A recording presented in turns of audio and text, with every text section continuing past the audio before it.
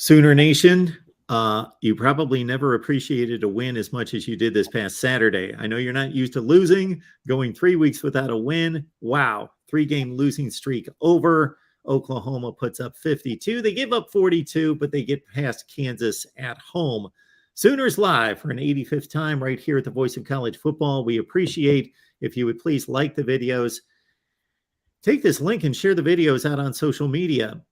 You enjoy spending your time here with our discussion with Jason each and every week, so others will as well that don't know that we're here. So please share the videos out on social media and subscribe. Hit that bell for the notifications to know when we go live.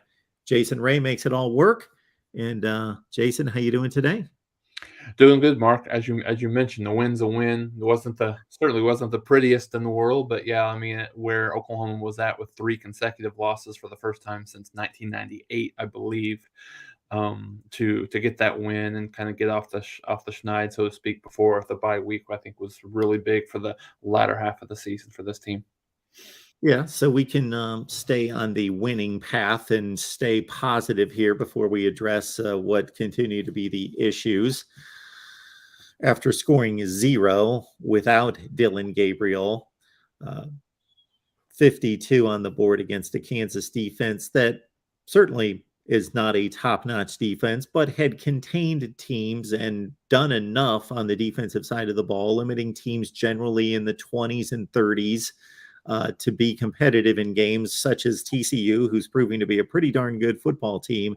And Kansas was in that matchup until the very end, beating decent teams like West Virginia and Duke and others, Iowa State, and limiting them to far less than 52 points. So Dillon Gabriel back on the field, and the Oklahoma offense woke up. Yeah, I think he makes a little bit of difference in this team offensively, don't you think? Yeah, I don't know that I don't know that you could ever quantify this, but Dillon Gabriel might be the most important player to an individual unit that there is in college football today, given the fact of where Oklahoma backup quarterback is. And yeah, and you looked at that, Mark, and yeah, 52 points, over 700 yards of offense. I think they had almost 500 yards of total offense in the first half alone, close to that. And and they left some points on the field, right? They had 3 turnovers. They had the turnover on downs at the last play of the first half as well. So it could have been much more. But yeah, no, I think Dillon Gabriel was much sharper than you've seen him over the last few weeks. There's a couple of errant throws, but it was much less than it had been in the past.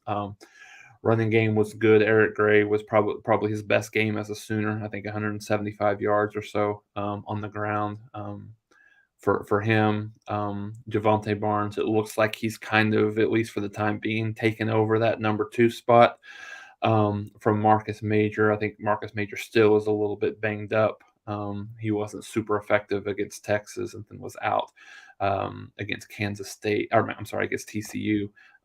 So yeah, I think that's absolutely the big positive for this team. That's probably going to need, which is kind of the same old tune for this team, but that's probably going to need to continue to score points in high volumes going forward for the last part of the season. 5 games remaining, I think, if I have that right. Yeah, 5 games remaining in the regular season. So again, there's a nitpicking Dillon Gabriel. The interception was just a communication issue, and just had a couple of fumbles as well. But other than that, I thought it was his best game of the year.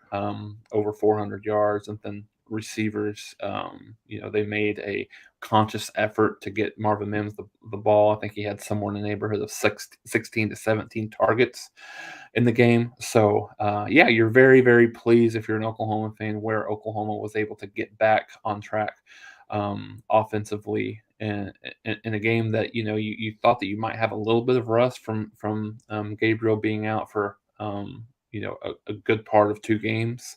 But that really wasn't the case, and they were firing pretty much on all cylinders outside of the 3 turnovers.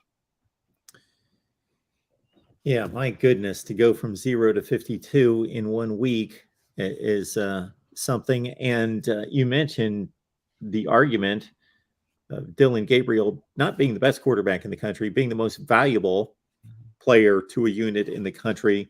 When Sam Hartman of Wake Forest had his medical issue, I made the statement that in kind of assessing the landscape of college football, at least at that point, I said, I'm not going to make a claim that this is the best quarterback in the country. He's probably in the top 5 to 15, somewhere in that range.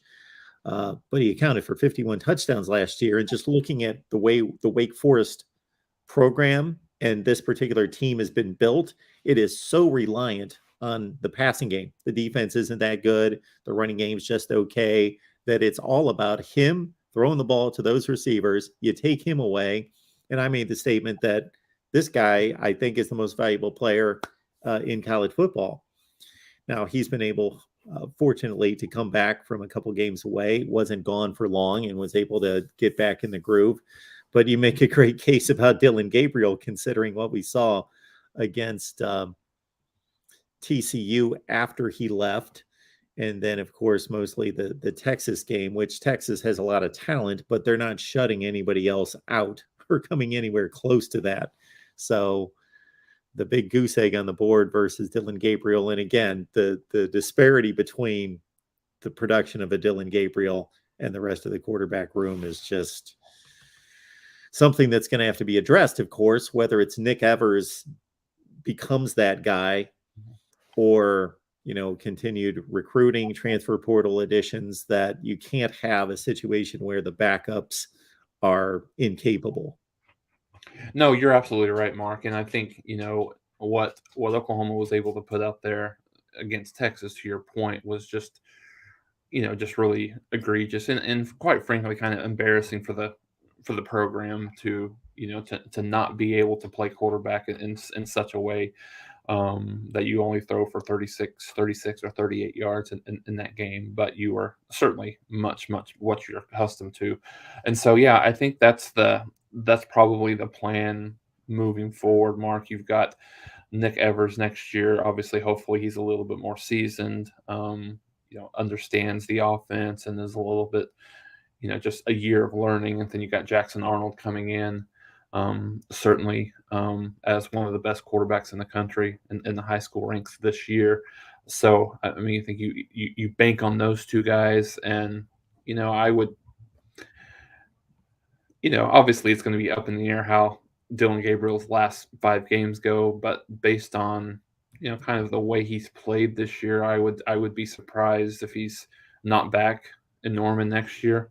I don't know that necessarily he's done himself any huge favors at the next level, right? So, but I don't know what really he could do to make that. But I think the quarterback room, you've got to assume it will be much better next year. Wouldn't be at all surprised to see maybe a couple of guys hit the portal from this team and go somewhere where they might, be able to play, whether it be kind of more of a mid-major or what that looks like. But yeah, no, it's very, very important for Oklahoma to be able to solidify that that position group on the offensive side of the ball, because as we've seen, over the last 5 to 10 years, yeah, defense wins championships, but you have to have an elite level quarterback to be able to win playoff games and obviously win a national championship. And Oklahoma is probably not. I mean, they're obviously not quite there holistically, but I think offensively,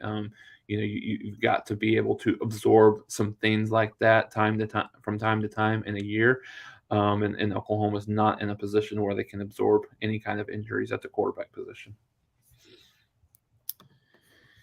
So TCU and Oklahoma State played the game of the week in the Big 12, and TCU continues to be undefeated. They joined Kansas State, who now plays TCU coming up this week. And you look at the standings, and Oklahoma has avoided the basement, and that solely belongs to Iowa State at this point. So with 3 losses in conference, TCU and Kansas State undefeated. One of them lose that status. However, one of them gets to a 4th win in a 9-game conference season with no losses.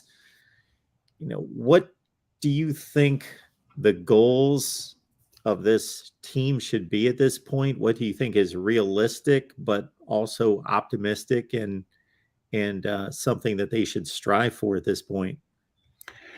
Yeah, so I think the realistic goals for this team, I think, has to be bowl eligibility. Um, that you have to be able to find a couple more wins over these last 5 games, and I think they have the opportunity to get there. Realistically, you've got, even though it's a road game, you've got Iowa State on the road, um, off of off of that week off, and then you've got West Virginia in Morgantown, but you've got a couple of and then at Texas Tech, but then you've got a couple of home games against really good teams, against Oklahoma State and Baylor. So I think realistically, if this team, where it sits right now, obviously not where it was at the beginning of the year, but where it sits right now would be, I think, to get to bowl eligibility. Now, if a couple of things go right now, and looking very, very optimistically, I mean, I guess you could see a situation where this team could get to 7 or 8 wins. I mean, that would include a couple of upsets, probably against Oklahoma State and or Baylor. Probably maybe a win against Texas Tech and West Virginia, and Iowa State on the road. So, but I think when you look at it, all 5 of the rest of these games certainly are winnable, and they are against, outside of Oklahoma State, the middle to low end of the Big 12 conference. So you should, you have the ability, I think, to potentially get to 7 to 8. But I would say realistically, if they can get to 6, I think that's going to be invaluable for this team. I know it's not. I know most fans would look at that, and I think the coaching staff and the overall view of the program would look at that as an extremely disappointing year. However, where they're at now, I think getting that opportunity to have those extra practices for those younger kids, I think would be very valuable towards the end of the season. So, I think that's realistic, Mark. I think you've got to get to 6 wins. I think if they're less than 6, then it's about as disappointing of a season as you could have envisioned for this team. Even, like I said, even 6-6 is pretty much there, but at least you have that added benefit of playing an extra game, and I think it's like, what, 12 to 15 extra practices towards the end of the season as well. So if we dream a little bit, Kevin, or Jason, I'm sorry, I'm looking at something here. If we dream a little bit on this one, then it's Oklahoma winning 5 consecutive games, and it's 6-3, and they probably still don't even squeeze into the conference championship game. No, probably not. I mean, to your point that you led before, with, if TCU, either or, whoever wins this game between TCU and Kansas State, obviously they both have the head-to-head against Oklahoma, so they will essentially have a 5-game lead Yeah. over Oklahoma. So, yeah, I mean, I think you could, to your point, pie in the sky, you win 5 straight, and you're 9-3 to end the season, and what is that? That puts you at 3. 6-3 in the conference, but you're probably third or fourth at that point, I would guess, depending on what some of these other teams do, right in the upper half of the league right now. But yeah, I mean, even 9-3, I don't think gets you there. Folks, 1 in 44 children are now estimated to be on the autism spectrum. And so, with the prevalence of this disorder increasing, it's important for parents and caregivers to know the signs of autism so that you can take the steps to make sure the children have the support that they need. Sarah Morris is a board certified behavior analyst in Oklahoma who specializes in early intervention autism treatment. She has a YouTube channel called Modern Day ABA. She uses her platform to educate the world about autism and to share strategies and resources for caregivers and families. Again, her name is Sarah, and her YouTube channel is Modern Day ABA. We're going to leave the link in the chat, and the link is also available in the description section of every video here at the Voice of College Football OU. Her contact information and social media links are in the description of every video. So if you're someone or know someone that might benefit from this resource, be sure to check that out. That's, again, Modern Day ABA right here on YouTube. Big 12 Commissioner Brett Yormark made remarks this week about Texas and Oklahoma being full participants in the Big 12 and fully engaged in conference activities and not leaving the conference until what was originally announced. Jason, 2025, despite all the conversations the two of us and others have had regarding how in the world do lame duck teams or programs, in a sense, stay in a conference for what would be 2021, 22, 23, 24, and 25 as well. 5 years. Wow.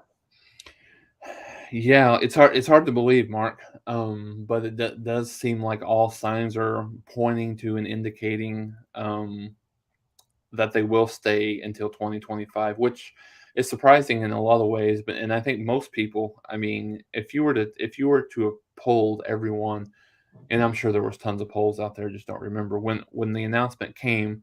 I bet there wouldn't be more than 10% of people that would actually think and believe that Oklahoma and Texas actually were going to stay in the Big 12 until 2025. But it looks like that's probably what's going to happen. Who knows? I've kind of had the wrong feel about this all along the way, so we could be surprised. But it does look like that they're going to continue to stay in this, in the lame duck reference is very valid here, specifically as the Big 12 is kind of turning a new leaf in terms of looking at, with the expansion. But I think that brings, still some intrigue. I know a lot of people are super, super excited for Oklahoma to get to the SEC, but we talked about this early in the season. I thought that Oklahoma was much better positioned to go to the SEC, but maybe it's a blessing in disguise right now where Oklahoma's at, particularly on the defensive side of the ball. And then just kind of an overall talent perspective that Oklahoma's able to stay in the Big 12 for a few more years to make that transition a little bit easier as well. So, yeah, I think it's, like I said, there's a lot of intrigue. I think, Mark, we've talked about this, but some of these matchups with the new Big 12 starting next year with Cincinnati, BYU, and the others that are coming in, UCF, but I think that's still going to be interesting to look at. So there's a lot of things up in the air as far as that goes. If that's going to be, I don't know for sure if they've made the determination, but I think it's probably going to be a divisionless league, and your top two teams make the conference championship. But I think there's a lot of intrigue and interesting matchups that could happen over the next couple of years in this new revamped Big 12. I'd like to encourage everyone to help us build the channel here at the Voice of College Football OU. Please like the video, share the videos out on social media, and subscribe. And join us each and every Wednesday at 12:30 Eastern, 11:30 where it counts, for our Sooners talk as OU tries to recover this season. And at least they took a positive step against a pretty hot Kansas team, 52-42. We did see, Jason, obviously we've addressed the difference in the offense with Dylan Gabriel in play, but on the defensive side, there continue to be struggles. Did you see anything that would lead you to believe that they're shoring a few things up? I think there were moments, Mark. There were moments where they looked a little bit better. There were, they had a couple of interceptions. They were able to get off the field a little bit more on third down, specifically third and long. A situation, I still think Kansas was somewhere in the neighborhood of 5 of 11 or somewhere around 50%, which is much better than it needs to be. So I think there was portions of the game where I think they played better, but I think there was also portions of the game where the effort just didn't look like it was there. The communication didn't look like it was there, and they gave some. I mean, just after Oklahoma scored, just some very, very easy scores to Kansas. So I know Kansas is definitely better. Obviously, you can tell that they're better, but you still, as an Oklahoma team, you can't give up 42 points against Kansas at home, which is what happened. And, there was a couple of situations where they were given a short field where you put the defense at a little bit of in a bad position, so that's understandable. But still, interesting stat here, Mark, that I was just looking at over the last 3 or 4 years. So obviously, Oklahoma's defense has been very much maligned and with good reason over the last few years.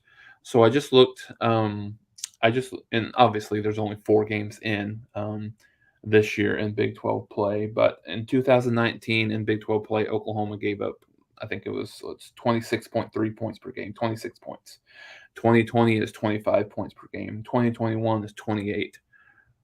Through 4 games in 2022, 47 points per game in conference play, which is almost, you know, 35% worse than what they have been. So, I mean, I think that stat is extremely alarming. And so what do you do to fix it? Again, I don't know that it's fixable this year. I think it's recruiting. I think it's transfer portal. I think it's getting guys to buy in. Whether that means Ted Roof as the sacrificial lamb here at the end of the season, it, it's probably what's going to happen, unless they just make a dramatic turn here in the last part of the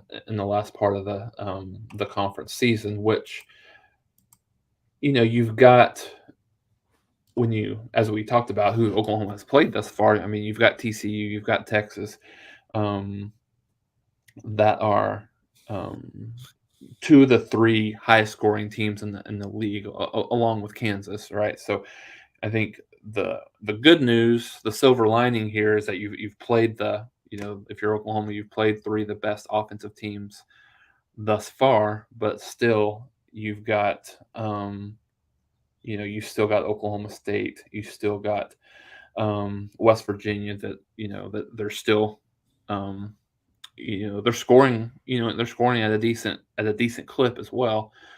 Scored, what was it, in the 40s again in the win against Baylor last week. So you've still got a lot of good teams. Now, I think here's where the rubber, I think, meets the road to a certain degree. Next week, you have some opportunity to get some guys some rest and get some guys healed up. Iowa State has scored 65 points in 4 games on offense in the Big 12 in Big 12 play. So, I mean, you do that quick math, and that's less than 20. That's around 17 points per game, and somewhere in that neighborhood, at least 17 points per game. So, if this team goes out and gives up 35 to Iowa State next Saturday, then it's going to be one of those situations where Oklahoma has to you have to feel like you have to score at least 50 points a game every single game on the offensive side of the ball, just to be able to win any of these games. So we'll see what that, like I said, we'll see what that looks like. Like I said, Iowa State is clearly they have struggled the most in their 4 games, but they've been outside of Kansas State. No, I'm sorry, that's 4 games. They've been the best defensive team in the league, only giving up 79 points in a total of 4 games defensively. So your chances of scoring 50 in Ames against this Iowa State, which have a lot of respect for, Matt Campbell and then specifically the defensive side of the ball, what they've been able to do. But um, it's alarmingly bad, I think, Mark. I don't think anyone expected this coming into the season. I think a lot of people expected Oklahoma to be, including myself, in the top 25, top 30 in overall defense, scoring defense, and whatever statistic you want to look at that really measures that defensive efficiency. But my gosh, 47 points per game, and you've got and that's with a couple of teams that really kind of called off the dog, so to speak, in the fourth quarter. So they've, I guess the good news is it can't really get a whole lot worse, which is it's shocking to me. Shocking. I never would have expected, even understanding that the talent was not there. Maybe certainly at the level that Venables was used to at Clemson, but not there that is becoming of the University of Oklahoma. But still, never thought that we would see even a small sample size like 4 games, a team like Oklahoma giving up an average of 47 points per game. I would think that some potential defensive coordinator candidates would be attracted to this job because they would be able to work with Brent Venables. They would be able to take on a program that is struggling on that side of the ball. And so any type of improvements are going to look monumental. You could take this and with the talent on the roster currently, with the recruiting classes that are coming in, and just all the resources and everything that you have available for you at Oklahoma, that you can turn a bad defense into a competent defense fairly easily. So you can look good as a defensive coordinator coming in and taking a defense that's getting obliterated to respectable levels. Maybe one of the detractions from drawing a really top-notch defensive coordinator would be one of the pluses, and that would be working with Brent Venables. I could guess that some people would see that as a positive. Boy, I get to work alongside him and learn a lot and all of that. Then others would be, yeah, I don't want a head coach who's going to meddle and take over the defense, or just that perception that this is his team and his defense and I'm just here. So I could see that working both ways in terms of trying to fill that spot in the offseason. Yeah, no, you're right, Mark. I mean, I think it's an interesting, and I'm speculating here, of course. I mean, I don't know that there will be a change, but I would be a little bit surprised if there's not, given where they're at right now defensively. But I mean, I think that's a valid point, right? I mean, I think it's a very similar point just in terms of when you look at offensive gurus around the country, like offensive coordinators that are willing to go coach under like a guy like Josh Heupel, for example, under a guy like Lane Kiffin, under a guy like Lincoln Riley, as well. So, so I think, yeah, that's a very interesting point. But you have to expect, and what we've seen thus far from a recruiting perspective is the recruiting has been much better, particularly on the defensive side of the ball. So, yeah, if they can get those, if they can get his guys in there and absolutely have a guy in there, because from a defensive coordinator that not only knows what he's doing, but to your point, works well and melds well with Venables and the staff. And the one thing that I continue to say, like, these guys didn't just all of a sudden forget how to coach defense, right? Venables has been one of the best defensive minds in the country, over the last 15, 20 years, one of the best defensive coordinators, if not the best, over the last, 5 to 7 years at Clemson. And then you got Todd Bates, you got Jay Valai, you've got Brandon Hall, you've got all of these guys that have traditionally produced great defenses and great players in their individual position units. So, and it just begs the question, and I don't know. It's not anything that we'll ever really know. I think you can surmise some things based on what you see on the field, but I don't know if we'll ever truly know. And I think honestly, it's probably a combination of a lot of things that's happening right now. Is this talent level better than giving up 47 points per game? Absolutely, they are. Um, Now, are they a top 25 defense talent level? Maybe not. But so what does that mean? Does that mean that the players haven't bought in to what the defensive staff is telling them? Does that mean that that Oklahoma is not, they don't have the physical ability to have that same physicality that they need to have?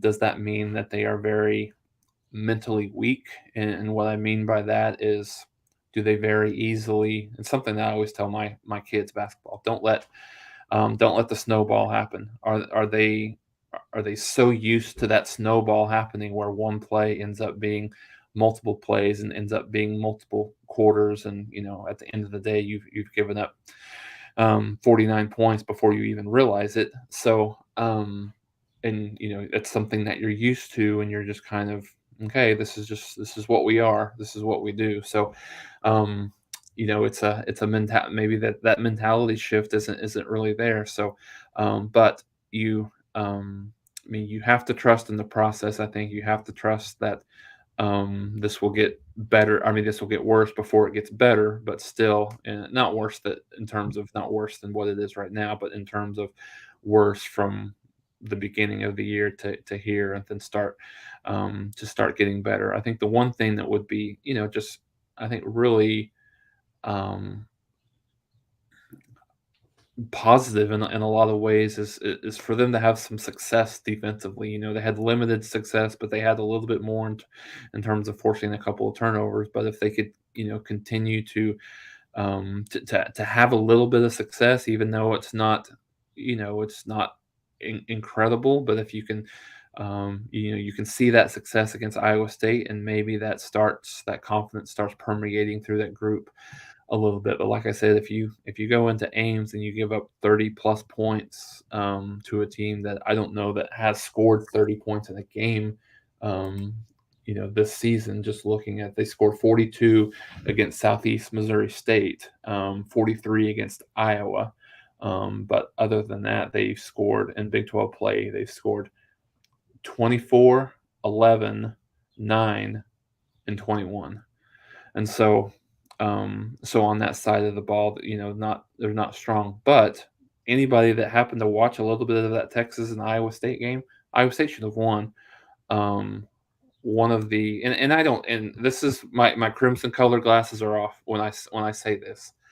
Um, they got, and I hate to say the word cheated, because but just two horrible missed calls on one single play. I don't know, Mark, if you were able to even watch that play, but there was a targeting call, that very definition of targeting on a defensive player, on Hunter Deckers, the Iowa State quarterback, and he fumbled the ball, and it looked like his knee was very clearly down. And they called neither and gave the ball to Texas, and obviously Texas was able to run out the clock. So you don't know what's going to happen, but again, this, even my point being, even though Iowa State is not anywhere near the same level offensively, they're still a very good football team that is obviously is more than capable of beating Oklahoma. Iowa State is losing games by this much. So they're 0-4. They look awful from a record standpoint, but they are losing games by this much. They lost to Kansas by, I think, 14-11. They lost to somebody else 10-9. I think Kansas State beat them 10-9. And yeah, so that was not a game that I was focused on, but as it continued down the stretch, I left whatever game I was watching and watched the last couple drives of that game. And what I saw was the same thing that you just outlined.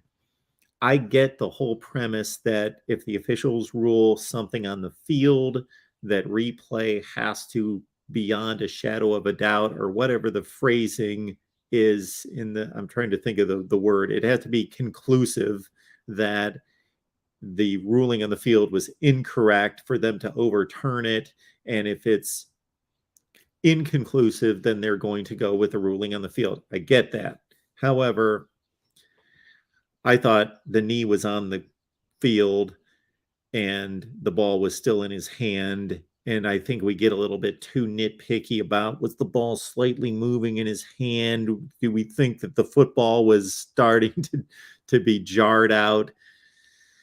And then what else happened was, just prior to that play, Xavier Hutchinson was wide open down the field, ball thrown right in his lap, and he inexplicably didn't run through the catch and keep running into the end zone. He jumped, and the ball was perfectly thrown, and he drops it. Xavier Hutchinson's a tremendous receiver, but those things happen, but at a very inopportune time, because he had the game-winning touchdown thrown right to him, and that was one or two plays prior to the fumble. And not that Texas wouldn't have time. I don't remember the exact timing of it, but we're talking about in the last 45 to 50 seconds of the game.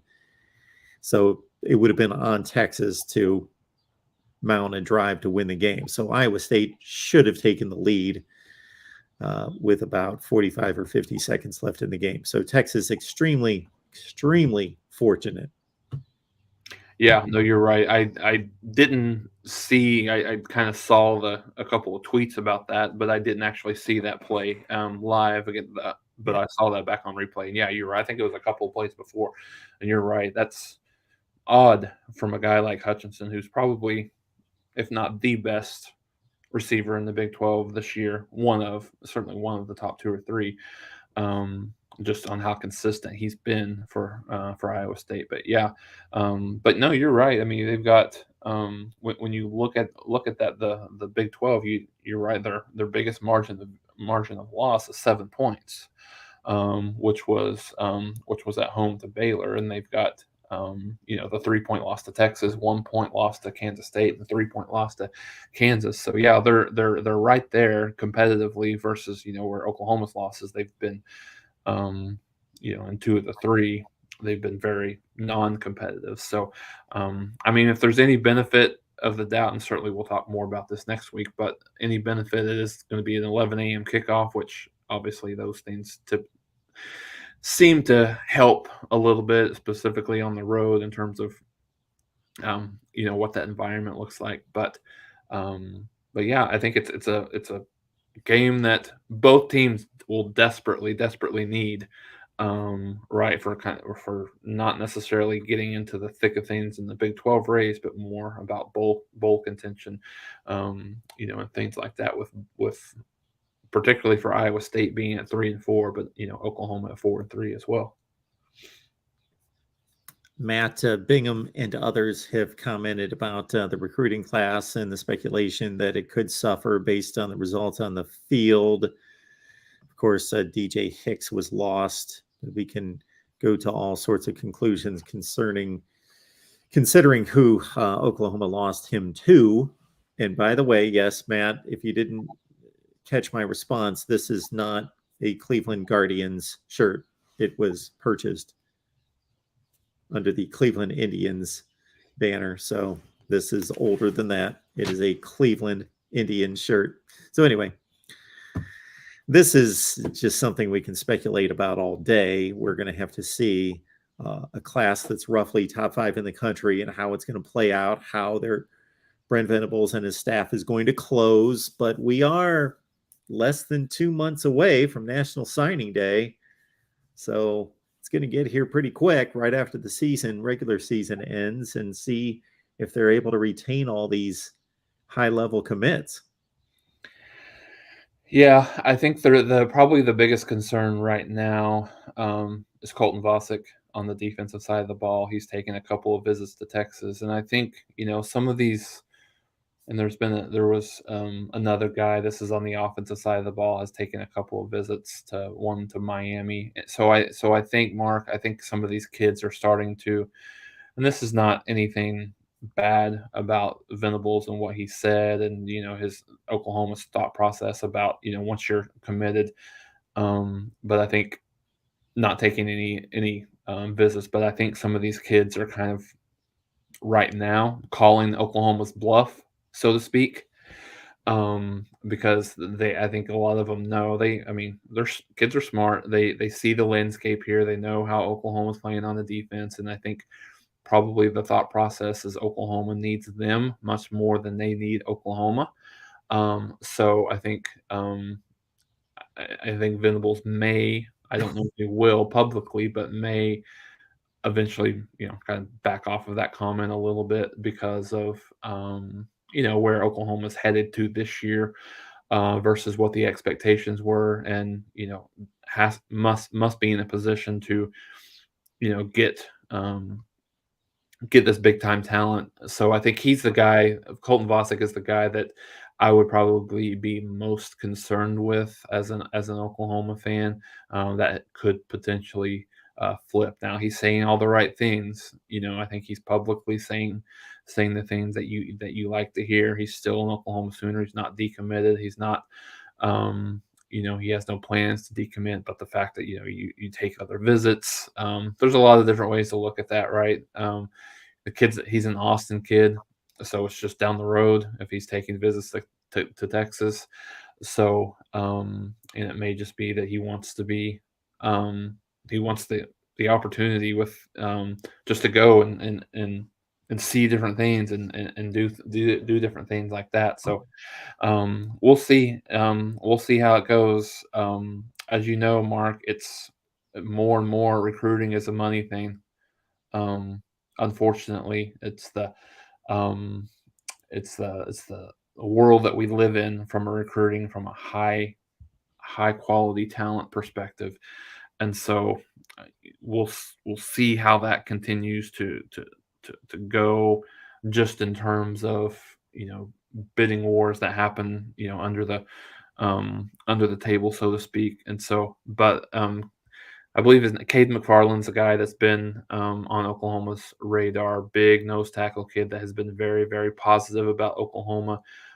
So he's a kid that Oklahoma's really kind of continuing to be in on, and so and they've got some backup situations there for Hicks. So we'll see. But as I've mentioned a couple of times, it's very interesting to see what the thought process for these kids are. Do you salivate at the opportunity that the team that you've committed to is struggling defensively at your position group, and that you have a really, really good chance to play as a true freshman? Or the scenario B, does it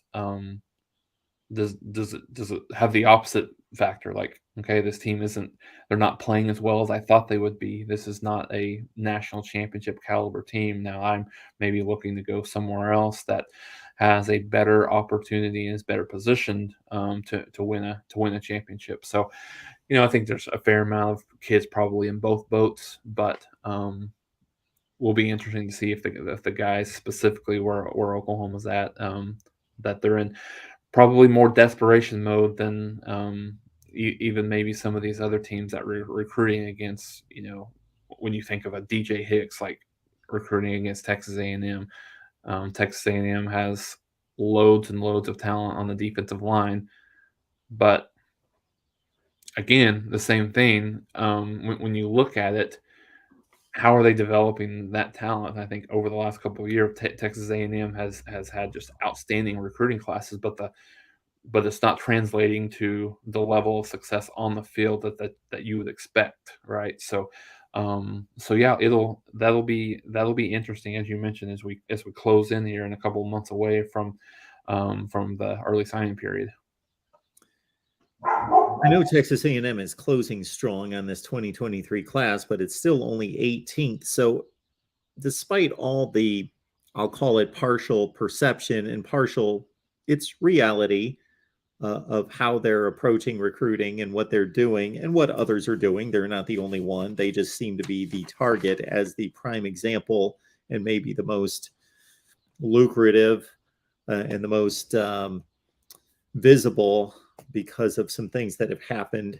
But it seems to me like the same players are at the top of the board. So, when all this came down the pike and we started to speculate on who would benefit from NIL and who would suffer, my simplistic thought was that the same boosters and supporters of all the schools that have built the best facilities, that have hired the best staffs to go recruit, have made the plane flights and all the transportation available at a moment's notice, and all the things that go into the recruiting budgets and the facilities are going to be the same people that are going to pony up the collectives to pay the players. So I wouldn't think that the landscape would change much, but there would have to be maybe an outlier here or there that in the old world excelled but may not have the resources to keep up. And then on the flip side, maybe a school or two or three that are able to elevate because they are able to put something together from an NIL standpoint that is going to raise their game. But generally, the haves are going to continue to be the haves and the have-nots, the have-nots. Hey, Jason, you're muted. Oh, sorry about that. My dog was going a little bit crazy. I was trying to drown out the noise. But no, you're absolutely right. I mean, it's going to be. I mean, for the foreseeable future, it's going to be the same people over and over. It's when you look at the top five, it's Alabama, Alabama, Georgia, Notre Dame, Oklahoma, Ohio State, and then even towards the end, you've got Texas, LSU, Clemson, Florida, Tennessee. Yeah, I mean, it's going to be the same. It's the same teams over and over again. And even, I mean, you have to assume even Texas A&M being at your point at 18, they get up into I mean, at least the top 10, right? So I think, yeah, I mean, it's just a different world. I mean, I think it's a world that that recruiting has been living in over the last few years, but I think NIL has made it more maybe public, I think, than probably it has been in the past. And it's unfortunate in a lot of ways for some of the little the not the little, but the non-blue blood teams that don't necessarily have the same resources to be able to do that. But for Oklahoma's perspective, even though there's a negative trajectory to this team, I mean they're still number 4 overall in the 23 composite with a couple of kids still remaining. I mean they've got 22 commits right now. In that cycle, they're still waiting on a few more, some potential flips or some guys that are late, kind of late decision makers. So it'll be very, very interesting to see what the impact of this season makes with how that impacts the recruiting cycle in a lot of different ways. In some of these teams, like Texas A&M like I said, isn't in a great position right now. Wins and losses, right? I mean, they obviously probably should have beat Alabama a couple weeks ago, but they didn't. And now they seem to be on track for a 4 or 5 loss season this year. And so Miami's up there in the top 10, but they're not having anywhere near as good of a season as a lot of people thought that they would. Coming into Notre Dame is in the same way. I know LSU they got a big win as well, but they are not quite at the same level that they have been. So it's interesting. Some of these kids, maybe it doesn't necessarily really matter as much. They're more interested in going to the school that has traditionally been good versus where they're maybe currently at this particular season. And just to put it in perspective, even though Texas A&M currently is the 18th place recruiting class right now in the 2023 rankings, their average player rating is number 4. So they just need to bring in more commits, and I don't think that's an issue. So they've got 12 commits. The teams above them are in the 15 to 20, even more than 20 range. So it's a numbers game at this point, and Texas A&M will skyrocket, I would think, or jump considerably in those rankings. The way I would evaluate a college decision as a football player at my age versus what I would have done when I was 15 years old. At 15 years old, 20 years old, whatever, I would have told you, well, I just want to play for I'm going to go play for my favorite team, number one, but also I want to go play for a national championship. I Yeah. just want to win national championships, play for the very best team possible. But then it becomes a career decision. And I would be seriously looking at coaching staffs and position coaches to see if I believed that they were the right position coaches to develop my ability and teach me to be the best NFL prospect possible. Would be a major factor in my decision.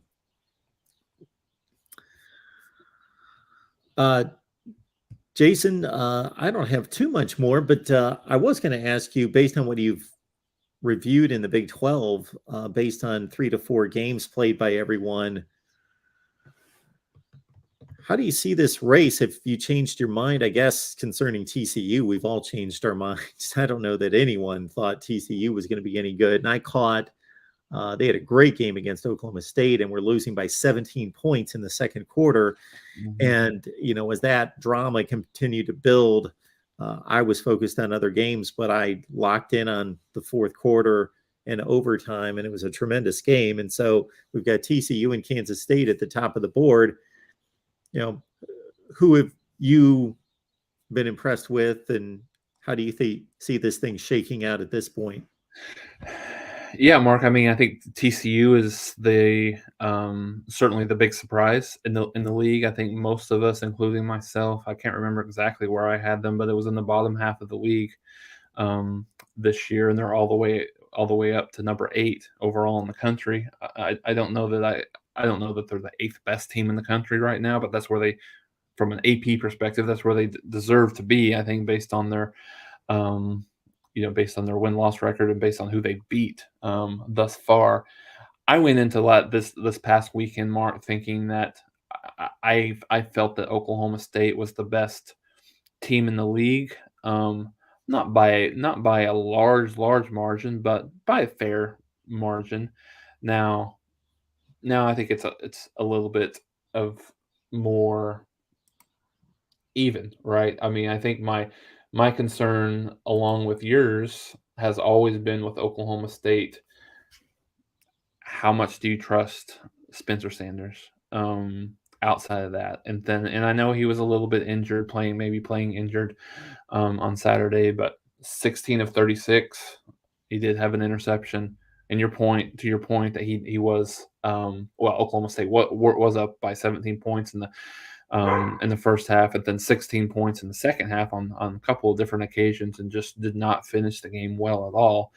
So, I mean, you have to have, I think Kansas State is the team that I think a lot of us thought that had the opportunity to be here, right? I mean, I think, they were very much the trendy pick for teams. I mean, in terms of the conference to get back in the top half of the conference. So, which I think the thing that's very, very interesting with Kansas State, I didn't realize this, but I saw this stat yesterday, which was shocking in a way, that given what Adrian Martinez's track record was at Nebraska, Kansas State's the only team in the Big 12 that has not thrown an interception this year thus far. And knowing how Adrian Martinez was giving up the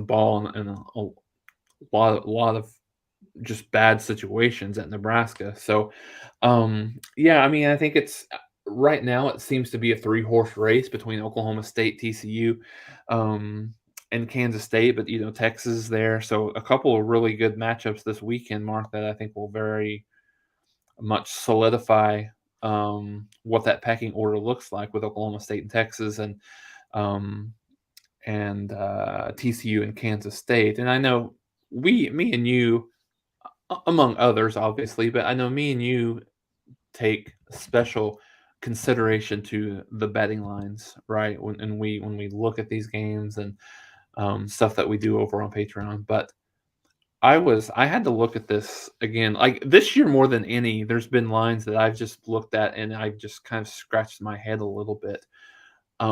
I think I don't know I think it's 4.5 now, or maybe it's 6.5, but either way.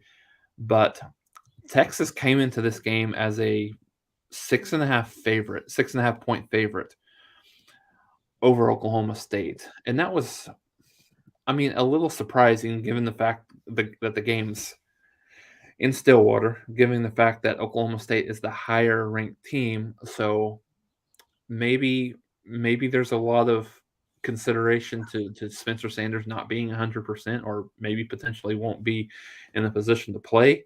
But I think those two games are very intriguing for me, and and I think that obviously the two teams that are um, I think surprisingly disappointing in where they're at is certainly Oklahoma and Baylor, when a lot of people thought that those were the two teams that would end up making it back to Dallas for the Big 12 championship game.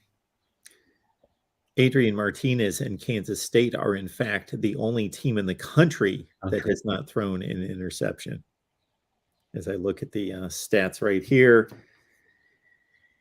Tennessee, Georgia, TCU, USC, San Jose State, Arkansas State. There's quite a few. Vandy and Air Force have only thrown one. But Adrian Martinez, 143 passing attempts out of Kansas State. He's got to have almost all of those. No interceptions, albeit he's thrown 4 touchdown passes. But he's run for a heck of a lot of yardage. Yeah, no, you're right. I mean, Kansas State is winning the way Kansas State wins. They typically don't beat themselves. They're not going to be flashy on the offensive side of the ball. They're going to play good fundamental defense and force the other team to make mistakes. And so, that'll be even though Oklahoma's not playing this week, those will be 2 good games that I'll be sure to be keeping my eye on both sides. I was surprised that it looked like Texas maybe had a little bit of an OU hangover on Saturday. I thought that they would, I should have thought differently given the fact that over Matt Campbell's career, he doesn't get blown out. But I thought that they would win a little bit more convincingly than they did by other than just escaping. So, but I think they have the offensively. I think they have. Even as good as TCU is on the offense side of the ball, I think Texas is more balanced and probably has the biggest trajectory offensively. But we'll see. We'll see how it goes. Defensively, Kansas State is very, very fundamentally sound as always. Again, folks, it's 1 in 44 children are now estimated to be on the autism spectrum. The prevalence of this disorder, unfortunately, is increasing. It's important for parents and caregivers to know the signs of autism and the steps they can take to make sure their children have the support they need. Sarah Morris is a board-certified behavior analyst in Oklahoma. She specializes in early intervention autism treatment. She has a YouTube channel. It's called Modern Day ABA. Modern Day ABA. She uses her platform to educate the world about autism and to share strategies and resources for caregivers and families. So again, Sarah is at Modern Day ABA. Her contact information and social media links are in the description section of every video. And if you or someone you know might benefit from these resources, please be sure to check it out. Again, that's in the description section of all the videos. Sarah at Modern Day ABA.